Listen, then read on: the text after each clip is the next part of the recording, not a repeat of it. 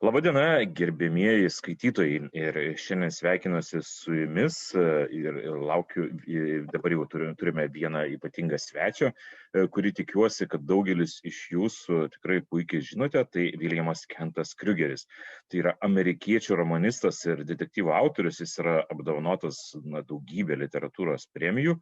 Ir prieš kelis metus lietuvių kalba buvo išleistas jo romanas Kasdienė malonė ir jis sulaukė tikrai didelio susidomėjimo Lietuvoje, kaip ir visame pasaulyje. Visame pasaulyje šis rašytojas tikrai yra skaitomas ir papuola jo knygos į bestsellerių sąrašus.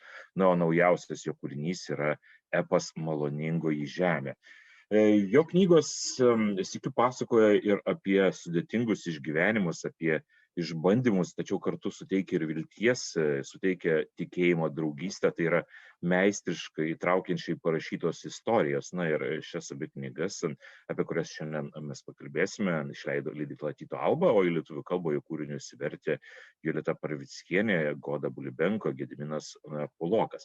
Ir, kaip jau supratote, šiandien mes kalbėsime su pačiu autoriumi, kuris šiuo metu yra Jungtinėse valstijose, tačiau pandemijos vienas iš tų privalumų yra tai, kad jos metu mes galime kiek lengviau susitikti su rašytojais, pabendrauti virtualiai, bent jau kol negalime to padaryti fiziškai. Na ir taigi iš karto ir sveikinuosi su mūsų svečiu. So, hello.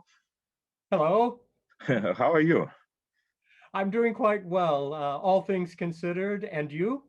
Yeah, it's fine because in Lithuania is still pandemia, but we've got some hopes that it will be not so hot in a week or so. So we are waiting for this kind of a little bit freedom in Lithuania. And so the first question is connected to pandemia because I have read what you are one of these writers who likes to meet with the readers, to attend events, and pandemia stopped many of them. And do you miss them? Or maybe it also created some opportunities. For example, right now we meet online, and before that, maybe we even didn't consider that. So do you miss these times when you could travel in all USA and maybe the world and meet your readers? Yeah, there's something very special when you meet a reader who is very fond of your work. Who doesn't like to meet someone who's there to tell you how much they appreciate what you do? So I have loved in the past doing a great deal of traveling for in-person events, meeting with my readers, meeting with the booksellers who are important to me in this business. And I do miss that. I do miss that. On the other hand, one of the things that I've discovered as a result of the pandemic, which keeps us all separated, locked into our own homes for the most part, is that through this incredible technology of Zoom and other virtual platforms, I can reach a much larger audience. If I do a book event in a bookstore, if I get 100 people or 150 people there, that's wonderful. But when I do a virtual event, I can get 1,000 people participating in that. And so it has broadened my ability to reach to audiences, but I do miss that very personal, intimate connection when we are able to see one another, shake hands, or even exchange a hug. So you think that after coronavirus, the writers and the readers will consider this as an opportunity? Because before that, many people even didn't consider that you can make it on Zoom or in other platforms. So do you think that in the year or in 2 years, people will consider it as a normal thing of talking via Zoom or via other platforms? I think the new normal will be something very different than we have seen before. I don't believe there will be a complete transference to only virtual connections. I think it will be a hybrid. I'm currently planning the tour for my next novel, which will be out this August. And it will be, I believe, a combination of some in-person store events and some virtual visits. Typically, when I have a book come out, I will make about 60 bookstore visits in the course of my touring. This time around, I'm planning only on visiting about 30 bookstores and making all of the other visits virtual. And you say what you like to visit bookstores, to meet with the readers, and many writers say what they are introverts. They don't like to meeting with people. And for example, in London Book Fair, Latvia presented the writers as introverts, and they just created the slogan, "We are introverts," and so it just we are saying like we don't like to meet readers. We like to write and just to be in our quiet place and just let the books talk for ourselves. You're not one of them. No, I'm not one of those, but I know many of my colleagues who exactly fit that description exactly. They just want to, hole up in their wherever they write, do their writing, and not have to worry about connecting with their readership. And that's just fine. That's just fine. A good piece of advice was given to me very early on when I entered the business, and it was simply that that's okay, but if readers actually fall in love with you as well as your work, you have a leg up on everybody else. So I have always loved going out, meeting my readership, meeting the booksellers who hand sell my books. To me, that's an important part of the business of what I do. And don't you think what sometimes it's a risk? For example, didn't it happen for you, for example, when you like the books from one of the writers, or do you like the music from one of the musicians, but when you meet them in person, you think, well, it's not the person which I like so much. Do you know, I have met a few of those in my time, and it is very risky. On the other hand, I think I'm a pretty nice guy, and I don't think that after meeting me, readers will walk away and say, "Oh, I'm never going to read that guy's work again." Okay, anyway, we can move on to your book and to your book Visiting the Land, because this book just appeared in Lithuanian. And in one of your interviews, you said what the initial idea came to you when you were in your teenager years. And so maybe you can tell a little bit more about it and how it developed from this time to coming to this book. You know, in actuality, Audrius, the idea came to me when I was 11 years old. 11 Uh, years, yeah. 11 years old. I was in the United States. That would put me in the fifth grade in my elementary school years. And toward the end of that year, our teacher read to the class The Adventures of Tom Sawyer, Mark Twain's great classic novel. I love that book. Here was this kid who was just like me, and he was out there on the Mississippi River having these wonderful adventures. And after that, of course, I had to read Adventures of Huckleberry Finn, which I loved even more. And so, honestly, across my entire career as a writer, I have wanted someday to write a story that would pay homage to Mark Twain, that might be in its own way an updated version of Huckleberry Finn. I have to be honest with you, I tried to write this story a couple of times after I became a published author, and I was never able to accomplish that. And I believe now that the reason was I simply had no idea for the structure of the story. I had no idea why the kids in my story would be on that great river. I had no idea where they were coming from or where they were going. But my father was a high school English teacher. And very early, when other kids were reading the Hardy Boys or Nancy Drew, I was reading the Iliad and the Odyssey, Homer's great classics. I never cared much for the Iliad, but I loved the Odyssey. And so finally, I decided I was going to structure my novel in the way that Homer structured the Odyssey.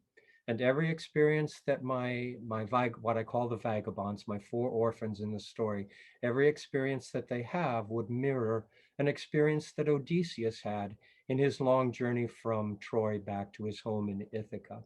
And as soon as I had that in place, I was able really to begin writing the story. Okay, and do you read this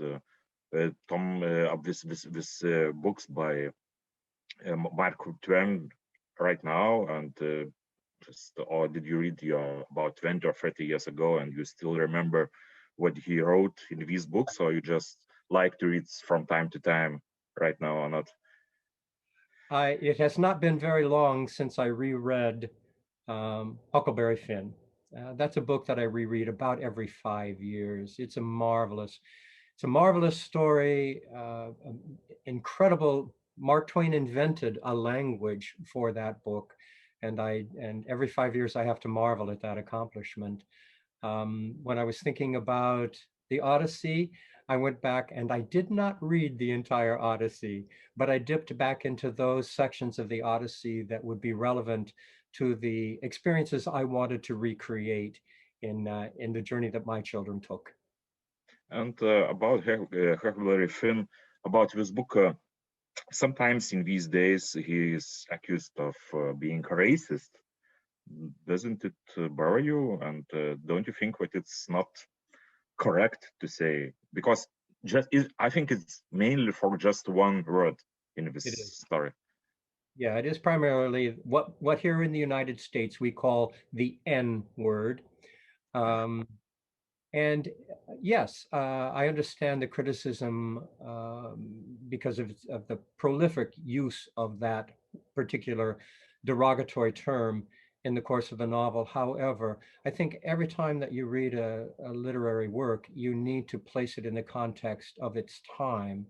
And in the context of its time, Mark Twain was writing a word that was in fairly common usage. And I don't think he put it in his work in a derogatory way. He was trying simply to capture the manner in which a boy of his time, Huckleberry Finn, might refer to African Americans in our country. Okay. And I wanted to ask about your book, the realism in your books, because it seems that you try to make your books as much realistic as possible. And what does it give to you? Because some writers, on the contrary, they try to create a fictional world of fantasies in their books. For example, you can think of Gabriel Garcia Marquez, who says what he tries to create imaginary worlds, but it's not in the case of you, right?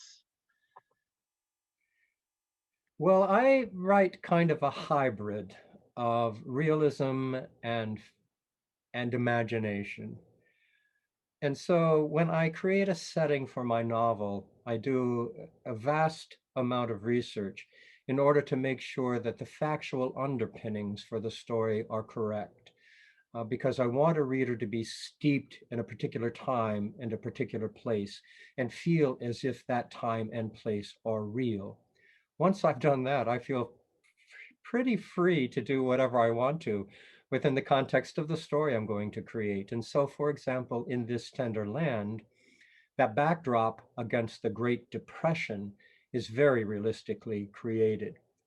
Within that backdrop, however, I do some things that some readers might consider akin to Marquez's work, in that there is a little bit of what some readers would call, here in the United States, we would call it the woo-woo factor. Things enter the story that might be a little difficult for those of a particular mindset to accept. For example, in the story, we have a woman who can hold a person's hand, simply touch a person, and see into their past, see deeply into their heart. We also have a little girl who can see into the future and maybe even change that future just a little bit. So my work is a hybrid of the realistic and the imaginary. And you say that you make quite a lot of researches. And what do you think? Is this research more useful? It's more important for you or for readers? Because I think many readers will not understand, is it realistic? Did it happen in this way or another way? Or maybe you feel yourself more confident, you know everything about that period as you can now, and you can write freely about it. Because many people think they will not, did it happen really? It didn't happen. So maybe they don't care. I think many of people don't care anyway. Yeah, don't worry about them. It's important for me to create as realistically in my own imagination as I can the backdrop for the story. So I need to understand the difficult, for example, my story, This Tender Land, is set in the Great Depression. I did not live through the Great Depression, although my parents did, and I grew up on stories of their struggles to make it through the Great Depression.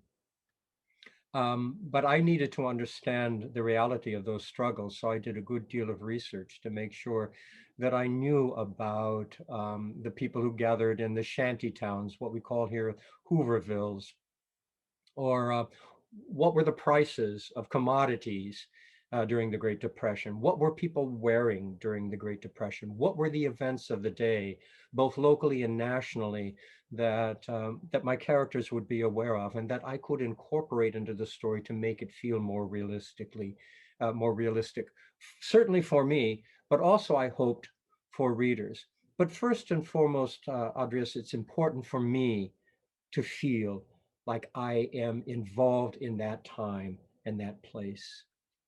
And you also mentioned Great Depression. Why mainly that period interested you so much? Why is this so important for you?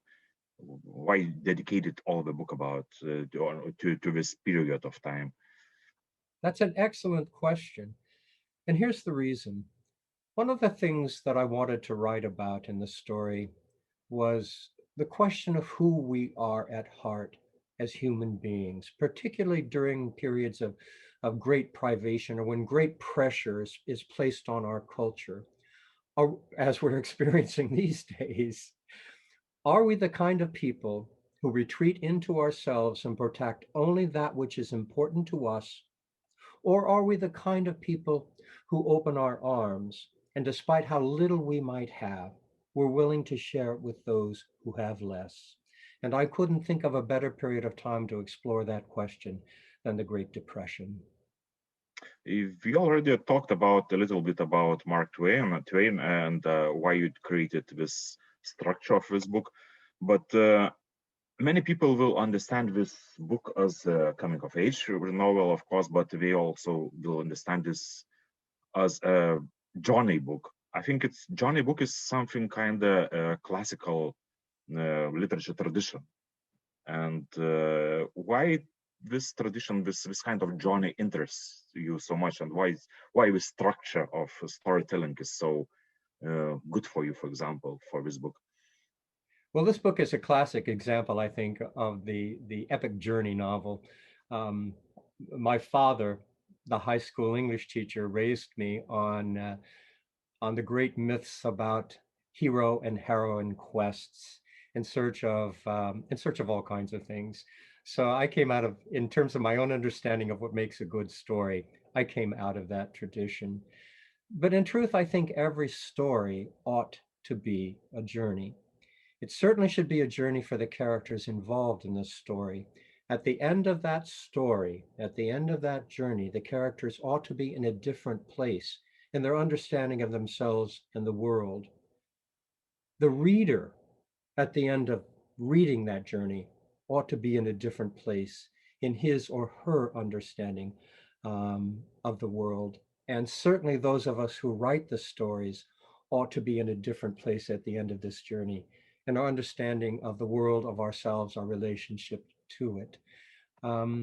But you know, a journey, a story that is essentially a journey story, allows a writer a great deal of freedom in terms of the themes that we want to build into the story. So if you look at This Tender Land, there are a number of things that that the river itself helps me focus on. So the river is a metaphor for many things. It's a metaphor for the journey from childhood into adulthood that the orphans take, the vagabonds take during the course of the story. It's a metaphor for the journey, the spiritual journey that Odio Banyan, my narrator, takes in the course of his summer in 1932 on the rivers. It's a metaphor for the journey in the creation of family. What is it that creates family? Is it all about bloodlines, or there are more dynamic elements involved in the creation of family? What brings people together as family? So yeah, this is definitely a novel of journey, but all kinds of a journey. It's not just a coming of age story. I think there are all kinds of other journeys woven into the fabric of the story itself. Yeah, you speak about the books as a thing which can change people's mind, which can change people. But how important for you is entertainment element in these books? Because also you write crime novels, which are highly entertainment novels. But what about these books? Is it also very important what people feel entertained by these books, or more important is the message which brings them to them these books? I consider people call me a writer, but I consider myself a storyteller first and foremost. And the first order of business for any storyteller is to entertain the audience. If you haven't got them hooked on the story, if you haven't got them on the seat of their chairs as they're making this journey with you, you are no storyteller, let me tell you. And so first and foremost, you have to entertain. But there is no reason why, in the course of that entertainment, you can't open a reader's eyes to all kinds of things. I believe a story can do so much more than simply entertain. A story can enlighten us. It can open our eyes to the world in a way that we have never bothered to see it before. It can inspire us. How many of us have read those stories that made us want to be better people? It can encourage us along the way in terms of our own journeys. And maybe, Audrius, maybe the most important thing that stories do for us is they give us hope. So yeah, we need to entertain, but if that's all you set out to do, I think you fall short of all of the possibilities that a story offers you. I think some of our authors don't like to entertain. For example, if you read Proust, for example, there are no people in the world who could say, I feel so entertained by Proust books.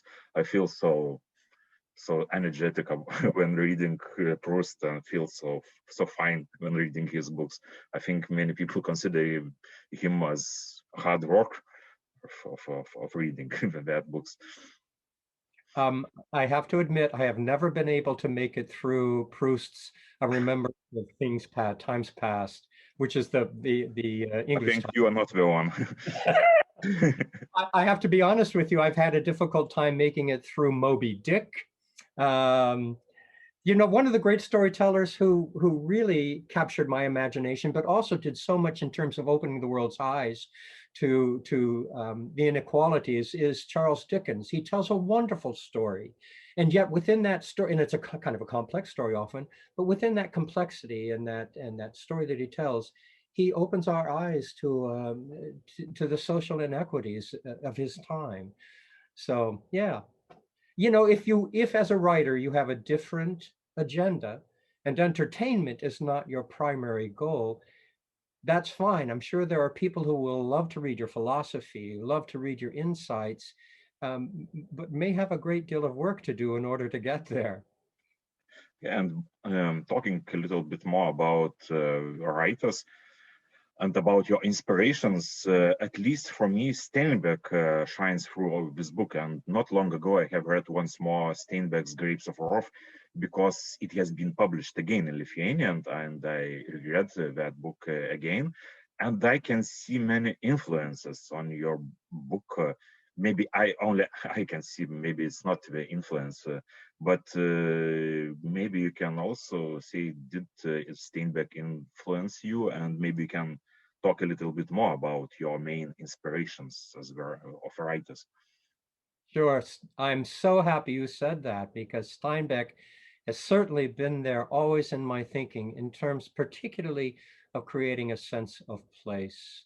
I love the works of Steinbeck that are set in the Salinas Valley. I can see his heart in every line. It's so clear to me how much he loves this place that he called home for so very long. In my own work, I set it here in Minnesota.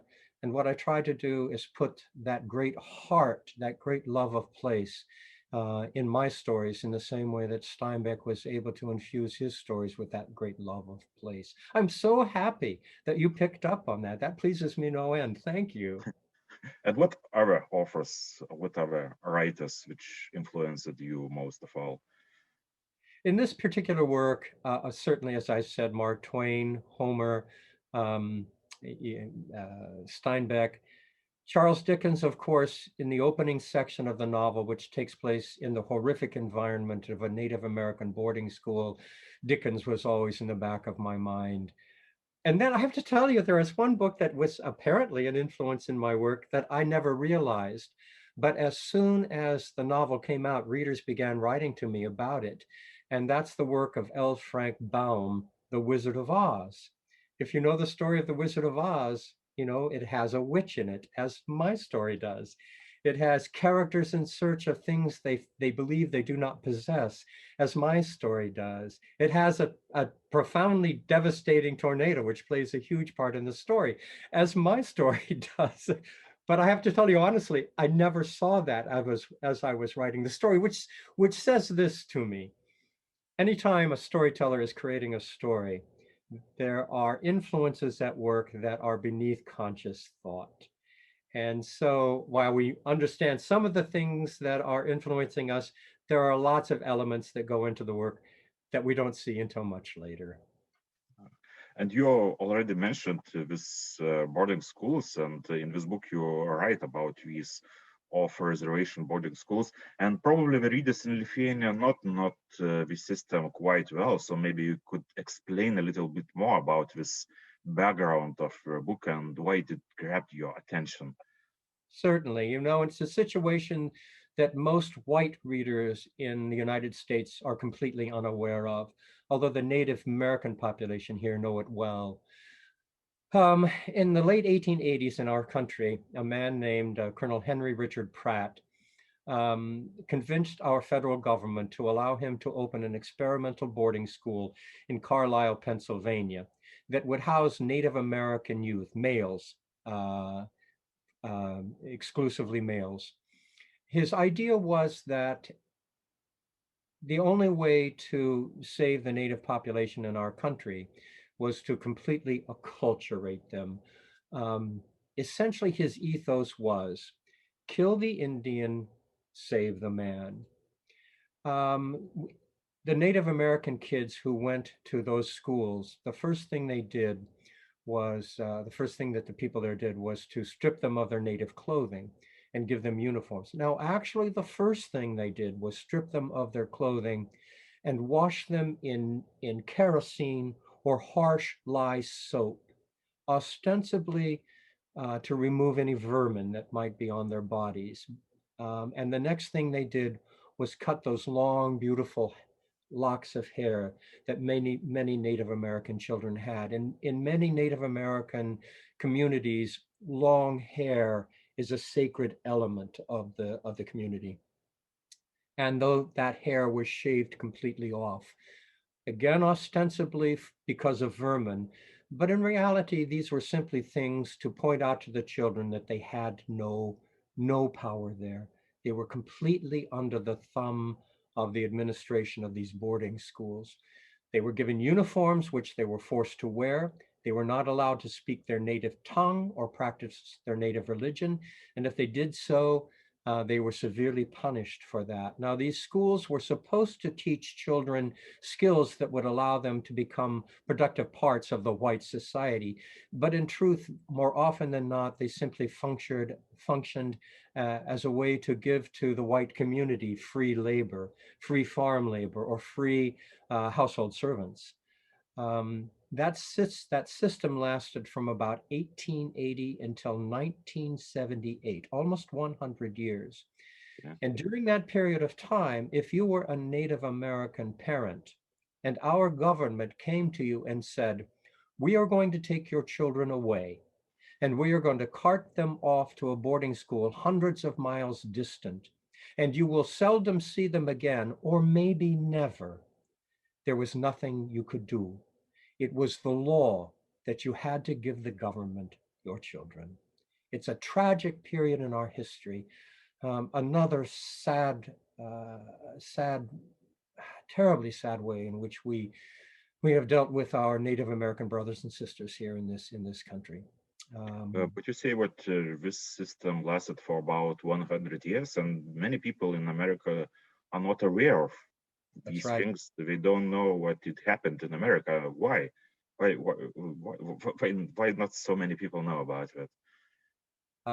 Because like so many nations, we have altered our history to fit the image of what we want to be rather than the truth of who we are. And so these were not a part of any history lessons that any of us learned in our growing up. When I was coming up in school, the view we were given in history was that the Native Americans here were savages, brutal savages, and we were the heroes. We were the good guys.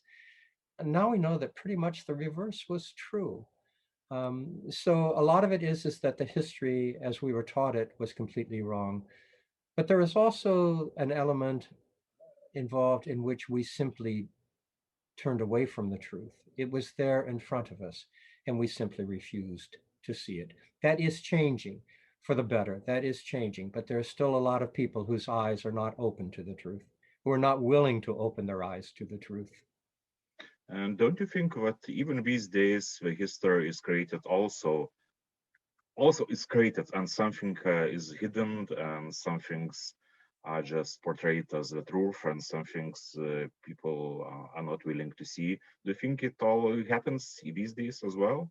Oh, do you not believe it goes on all the time? Yeah, but do you see it obviously these days as well?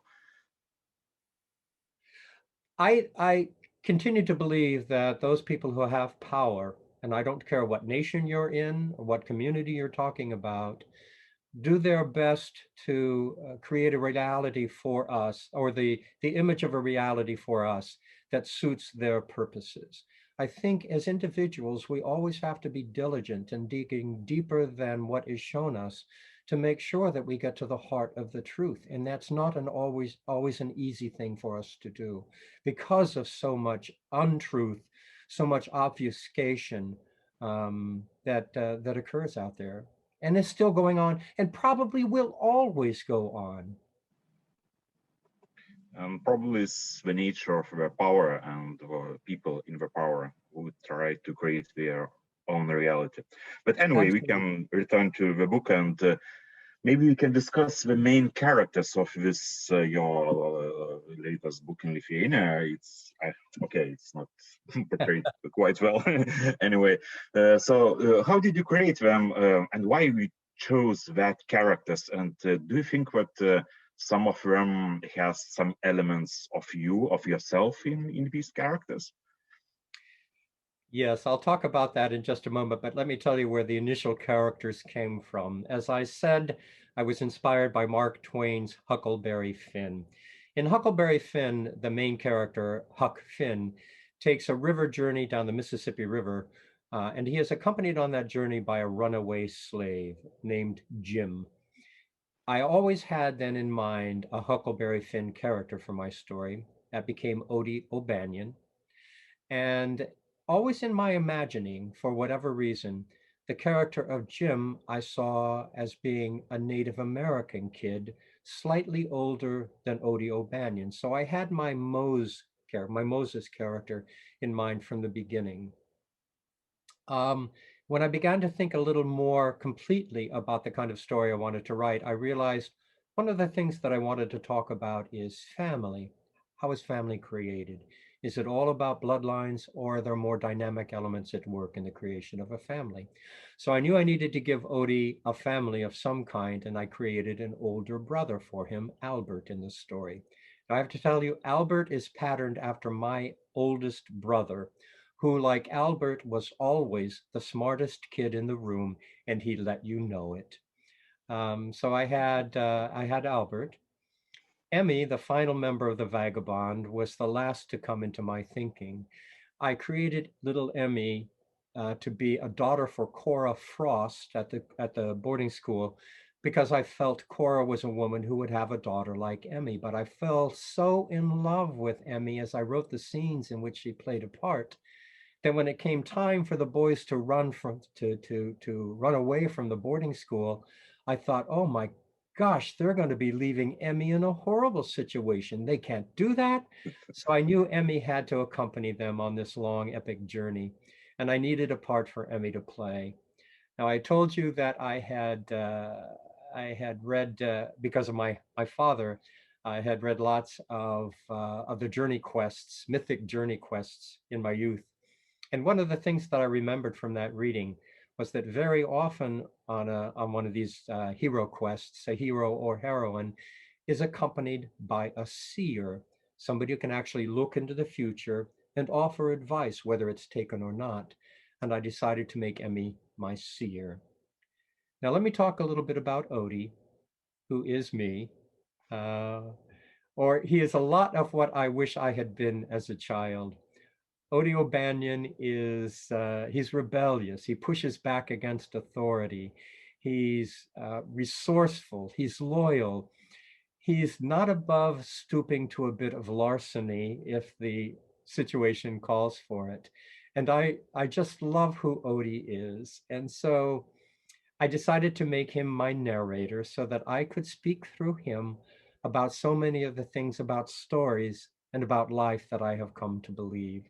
So there is a lot of me and Odie and a lot of Odie and me now. Mose, the character that I knew would accompany Odie down the rivers from the very beginning.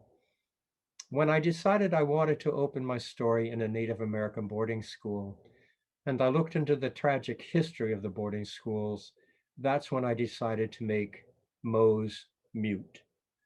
I decided he would not be able to speak because he would represent an entire culture that had no voice. And that's pretty much where all of the characters came from, at least the four vagabonds. And as you already mentioned before in this conversation, but you also write mystery books. But I think many Lithuanian readers know you for these two books, which are published in recent years. Do you think that these two books also have something from crime genre inside of them, or not? Absolutely. In Ordinary Grace, there is a murder at the heart of the story, but that story is about so much more than that particular murder. And in This Tender Land, it's certainly a novel that fits in our crime genre because it involves murder and kidnapping and bootlegging and prostitution, all elements of a good crime novel. So yeah, it fits right there, I believe. And many famous writers, for example, you can think of, for example, J.K. Rowling and others who write other stories. In one day they turn to crime genre. Why do you think all these how to call serious writers one day decide what they want to write a crime story? What's your opinion on that? What's so attractive in this crime fiction? Well, here's one sort of monetary reason to turn to writing crime. Yeah, of course. Crime fiction, everybody reads mysteries. It's a genre whose appeal cuts across all socioeconomic levels, across all borders. Everybody loves reading a good mystery. And so if you want to write something that might appeal to readers, and you don't have to, and you have a structure, I've already given you the structure of the story. A mystery is such a marvelous opportunity for you to take advantage of. For many, many, many years, in my early years, I was trying to write the great American novel, probably as Ernest Hemingway might have written it. But when I hit my early 40s and went into a midlife crisis, I thought, the hell with trying to write the great American novel. I want to write something somebody might actually want to read. And I turned to mysteries, and it certainly has worked for me. But those two books are also in the list of bestsellers all over the world. So, I do think you are most famous as a crime writer right now, or the author of these books. What do you think about yourself right now? I think that my two novels, This Tender Land and Ordinary Grace, have introduced me to a much broader audience than my Cork O'Connor series enjoyed. Even though the Cork O'Connor series, so many of those novels were New York Times bestsellers, I think these two novels in particular have brought me a much broader readership. And what I have always hoped is that readers who have enjoyed both This Tender Land and Ordinary Grace, or one of those at any rate, would decide to give my Cork O'Connor mystery series a try and would see that those are pretty good stories too. So I know that a lot of readers have come to my mysteries as a result of these two standalone novels. And do you see the difference how Americans and non-Americans take your books? Because I think many people in America, we can, know the places which you are writing about. They know their historical events, and people, for example, in Lithuania, they don't know exactly what you probably are writing, what about nature and other things. Do you feel the difference between readers in your native country and, for example, in Europe, or you don't notice them at all? I am not, I have to be honest, aware of how well received or not well received my novels are in the foreign nations in which they have been published. I think currently I have been published in approaching 36 foreign languages. But this is one thing I do know as a reader. I enjoy reading stories that are set in a place that I am unfamiliar with, a place that is exotic to me. And I enjoy a writer who can take me to that place and make me feel as if I am there. I am experiencing that exotic environment. And as long as a writer gives me enough grounding, realistic grounding, I can certainly enjoy a story about a place I have never been aware of or ever visited, and come away feeling gratitude for having made that trip. Okay, maybe we can talk. I hope that's the experience that foreign readers might have of my work. Okay, and maybe you can talk a little bit about your writing discipline. Do you have, you wake up at, for example, 7 o'clock, write for 3 hours, and or do you write in cafes, write in your house, so it doesn't matter for you? You can write anywhere in the world. Well, I think every writer understands that whatever it takes to get the manuscript completed, they will do. No matter where they have to go or how they have to accomplish that. But in my own case, I have always been a very disciplined writer. I think if you're an artist, I don't care what your medium is. If you're going to accomplish anything in your art, you have to approach it, I believe, in a disciplined way. So for the last 40 years, my alarm clock has gone off at 5:45 every morning. Every morning at 5:45. Every morning. It's impossible. Nobody wakes at that time. I do. But what I do then is get dressed before the coronavirus, this pandemic made us shelter in place in our homes. I would get dressed and go to a cafe, a coffee shop, and spend the first 2 or 3 hours of every day working on my manuscripts. And I have followed that regime for 40 years. And the result is now, 21 novels, 22 novels, and a ream of short stories. So it has certainly worked for me. And who is the first person who reads your manuscript, your future book? Usually my wife, but I don't ask her to edit for me. I simply want her reaction as a reader. So typically her reaction will be, "Oh, I enjoyed that very much. It's one of your better works." Or she'll say, "I have liked other of your stories better." And sometimes she will say, "I had trouble here," or "I had trouble there." But I don't want my wife to feel like she has to edit me. That is not her responsibility. And what do you do when she says, you could write better? Your story is not that good as previous one. Well, if that's what she says, then I'll press her a little bit. Why don't you write the story? She's actually a pretty astute reader, so she can usually give me some guidance. But then the next person who really reads with an eye to editing my work is my agent and her team. I really rely on them as really my first line of editorial comments. And I am blessed with probably having the best editor in all of New York City, who just is fantastic in helping me shape all of my stories.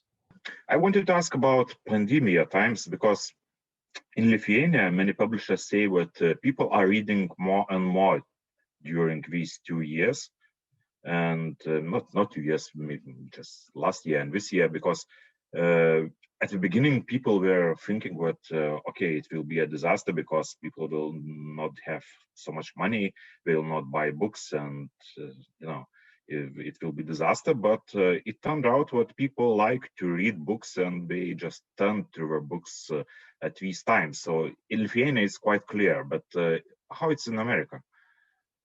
It's exactly the same in the United States. People are reading, buying books in probably in larger numbers than they did before, because you know, they have a choice of simply watching the television, or doing something that's much better for their brains and their mental health, and that's reading a good book. So yeah, we have experienced, I think, a resurgence of reading here in the United States, which, you know, the coronavirus, the pandemic, the worldwide pandemic is certainly wreaking havoc, causing tragedy in many places. But there are some silver linings, and readers returning to a love of the written word is certainly one of those silver linings.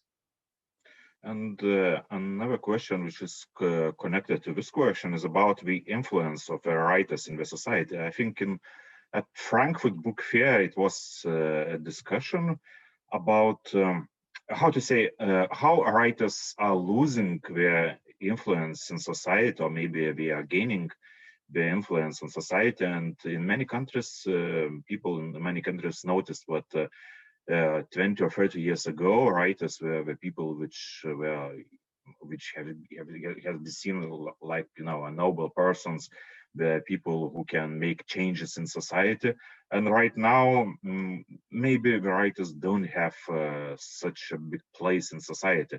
Do you see that in United States? Because you have been writing books for many years, so maybe you can see, is it changing a little bit or no?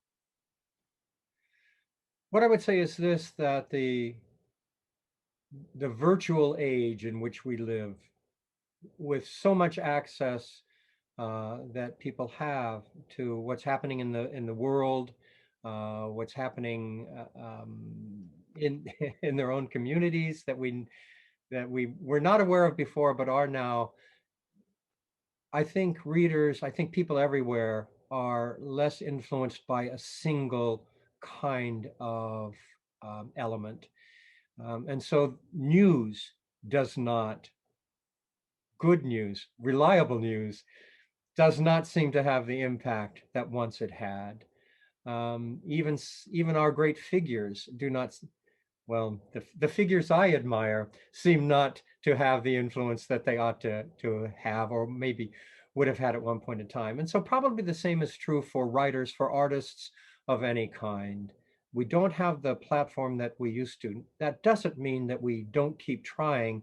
If in fact in our work we are trying to deal with social issues, and I often do that in my particularly in my Cork O'Connor series, that doesn't mean that we shouldn't continue to do what we do, because if we're able to influence even one reader, we've made a difference.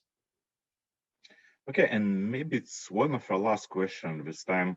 And if a person would like to ask you about how would you describe these two books in 2 sentences, how would you describe them? These stories are about hope, and they're about God. Okay, it's quite impressive here. And probably that's the last question. And it's what are you writing right now? And are you making another companion book to this book, or writing mystery series? And what are you writing right now? Well, I'm almost finished with what will be, I have completed another novel in my Cork O'Connor series, and that will be out this coming August. I am almost finished with the manuscript in the Cork O'Connor series that will follow that one. It will be out in the fall of 2022. And I'm hoping to turn my attention to the writing of a companion novel to Ordinary Grace in This Tender Land this coming summer. And I have planned for the next 2 years to be at work on that project. And I hope it will be translated to Lithuanian. I hope.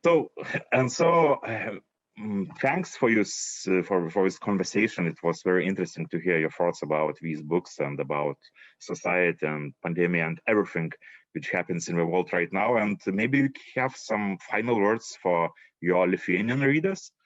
Sure. We are only lost in our journeys when we've lost hope. As long as we hold on to hope, we're going to make it. We're going to make it home. So keep reading, and particularly keep reading those books that give you hope. Thank you, and good luck. I have had such a wonderful time with you this morning. Thanks very much. Thank you very much.